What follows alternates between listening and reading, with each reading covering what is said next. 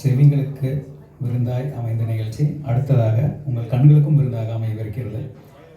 அடுத்து வரவிருக்கும் நடனம் நமது டீச்சர் அவர்களின் தோழி குமுதின் அக்கா அவர்களும் இணைந்து வடிவமைத்த ஒரு நடனத்தை கண்டு ரசிக்க வைக்கிறோம். இங்கே நாம் ரசிக்க நடனம் ஆட இருப்பவர்கள் மோகவி கருணாகரன், லதுசன், கவிதா. சிறப்பு வாய்ந்த இந்த நடனத்தை அனைவரும் கண்டுகளிக்குமாறு அன்புடன் கேட்டுக்கொள்கிறேன். பலத்த கரகோஷத்தில்